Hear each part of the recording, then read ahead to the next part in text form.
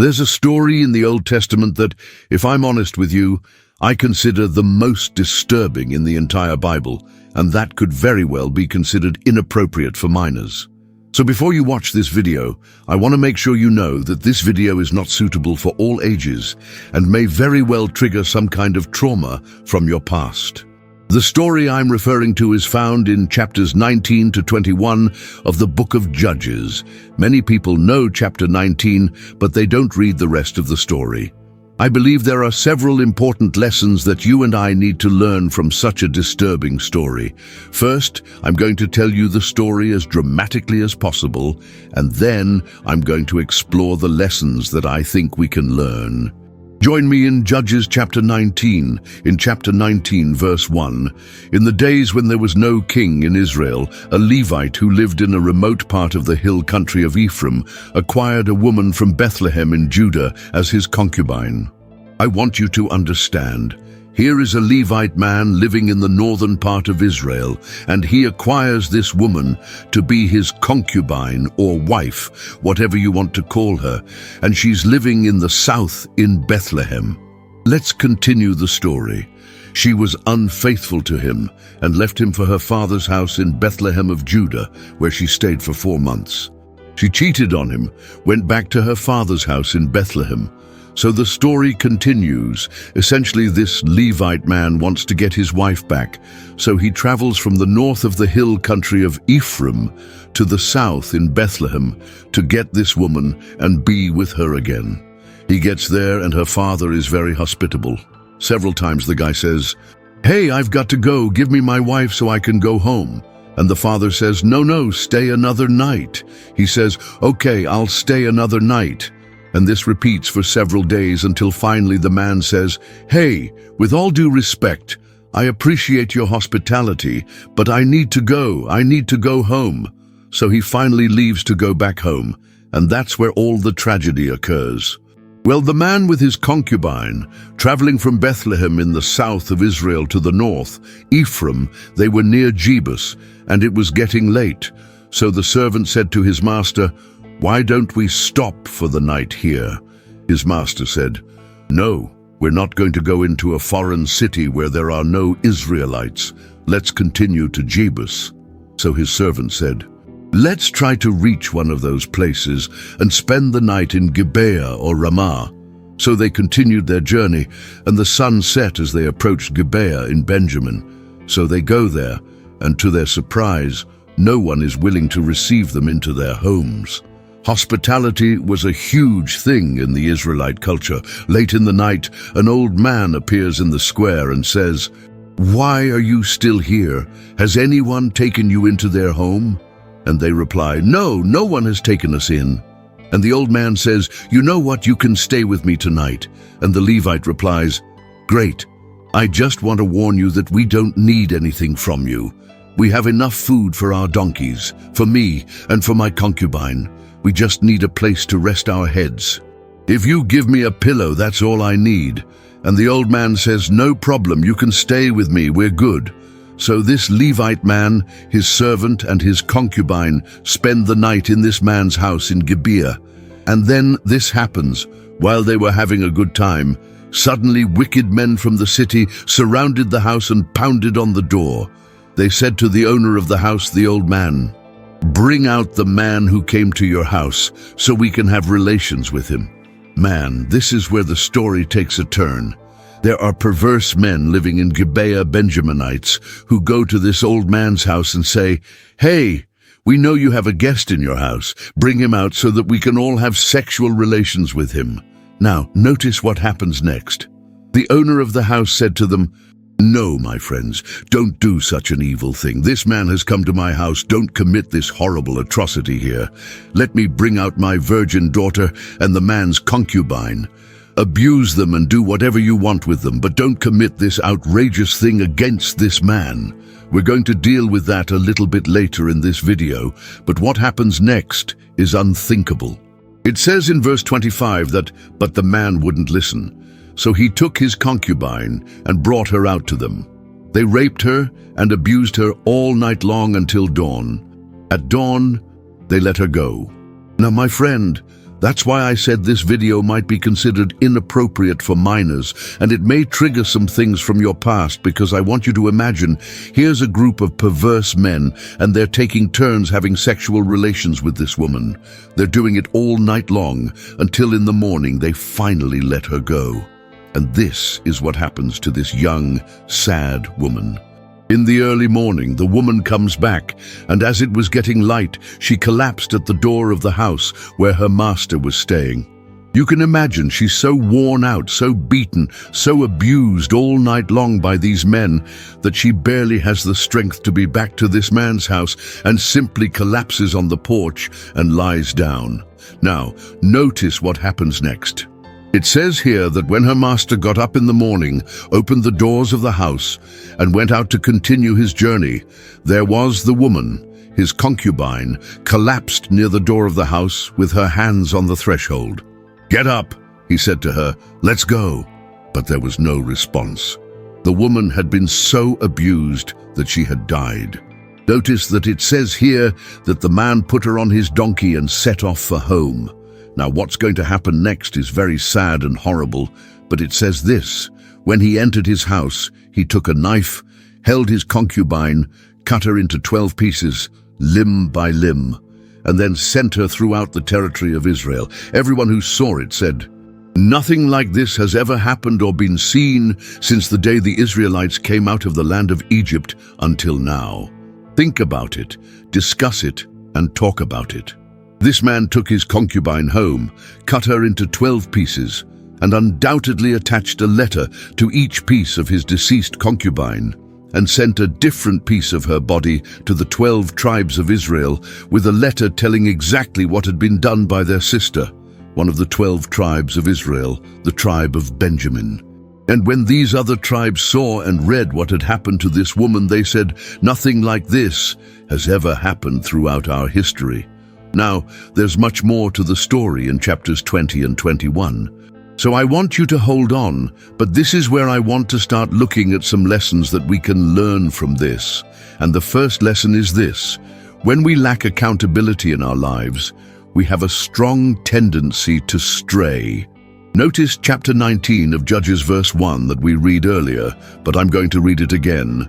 "In those days, when there was no king in Israel."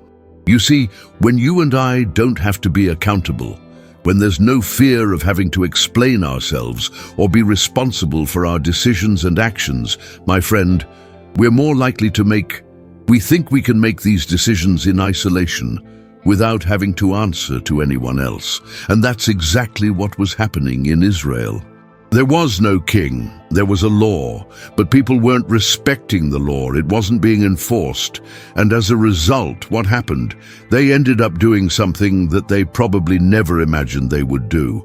The lesson I want to address is to make sure that we treat every human being as an image bearer of God. Here's this man saying, "You know, it would be wrong for you to do what you want with this man, but you can do whatever you want with my daughter and his concubine." His mentality was that this man's life and virtue were worth more than his own daughter and this man's concubine. We need to make sure, and that's why watching inappropriate sites and things like that is to make sure that you don't do that.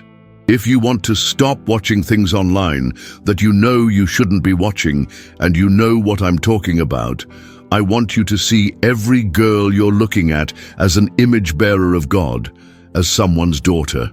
Imagine if you'd like someone to look at your daughter doing the things you're seeing on the screen. But here's the third thing I want to highlight in this video. The further you and I stray from God, the more vulnerable we become to doing things that we never imagined we would do.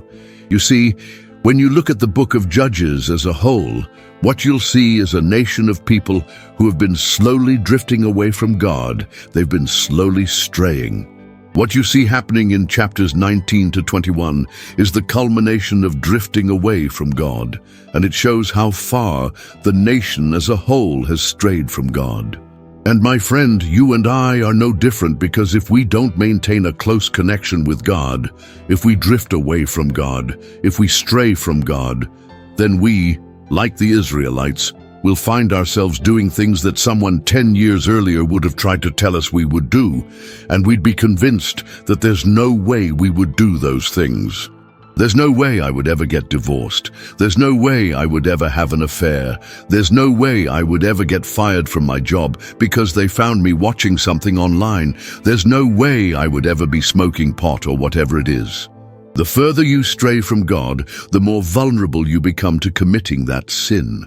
Now, the story doesn't end in chapter 19, I wish it did, but it actually gets worse, because what happens now in chapter 20 is a civil war between the 11 tribes of Israel, and they're fighting against the tribe of Benjamin, because it's the tribe of Benjamin that committed this heinous act of sin against one of their own Israelite brothers. So I want to encourage you to read in detail chapters 20 and 21, but to sum it up, there's a huge battle. Thousands and thousands of lives were lost as a result of this battle on both sides. And what ends up happening is that there are only 600 Benjaminite men left. So in 21, the other 11 tribes start to feel bad or sorry for the tribe of Benjamin, because basically they're afraid that this tribe of Benjamin is going to die out since there are 600 men alive. But there are no Benjaminite women for them to marry and procreate. Now they have another problem, because now they're worried that one of their 12 tribes of Israel is going to die out. Now this leads to my fourth lesson. Every bad decision we make has consequences that we don't get to choose. Even though what these Benjaminite people did was wrong, the other 11 tribes coming in and actually fighting and killing them was a decision that they made. And now they have to pay for the result of that decision, and the Benjaminites also have to pay for the result of their bad decision. Listen, you can choose your sin, but you can't choose your consequences. Every decision you make has consequences, and the problem is, you and I don't get to choose those kinds of consequences. So what happens is that these Israelites go and kill men from this clan called Jabesh Gilead. And there are 400 women who have never been with a man. So they take these 400 women and give them to 400 of the 600 men, to these Benjaminite men, to procreate. But what's the problem? Simple math. There were 600 Benjaminite men who couldn't find wives because all the wives had been murdered and killed, and 400 of them now have a wife given to them from the clan of Jabesh Gilead. So the problem is that now there are 200 Benjaminite men who don't have wives. And that's why I said that one bad decision often leads to another, because what happens next is that these Israelites basically say, you know what, we all made an oath and said that we couldn't give our daughters to any of the Benjaminites, but it doesn't say anything about if they're taken. So what happens is that they have to make another bad decision, and they say, hey, you know what, this is what the Benjaminites need to do. They send a message and say, hey, look, there's a festival coming up, a party, and basically some of our daughters are going to be dancing and having fun at this party. Technically, we can't give our daughters to you because we made an oath, but if you find them and kidnap them, that's your problem. If you find them and kidnap them, we'll be free from that oath because technically we didn't give our daughters to you, and you'll be able to have a wife and procreate. So they have this party, and essentially these 200 Benjaminite men, they go and steal and kidnap these women while they're dancing at a party and take them back as their wives. Now guys, I know this is a crazy story, and I've tried to summarize it as quickly as I can, but the point is this: one bad decision often leads to another, and all kinds of bad decisions affect other people. Go through this story again and see how many people were negatively affected by one bad decision. Some of the Benjaminite men deserved what happened to them, but most of the people in Benjamin had nothing to do with it, and they died in battle. The people of Jabesh Gilead died too. The women were then taken from their land and given to these Benjaminites. And then these other women were kidnapped by the Benjaminite men and taken away from their families. All of this happened because of bad decisions. But here's the fifth and final lesson that I want to encourage you with today. God has grace for us, even in the midst of our most destructive decisions. Notice how the book of Judges ends. It says here that the Benjaminites did this and took the number of women they needed from the dancers they captured.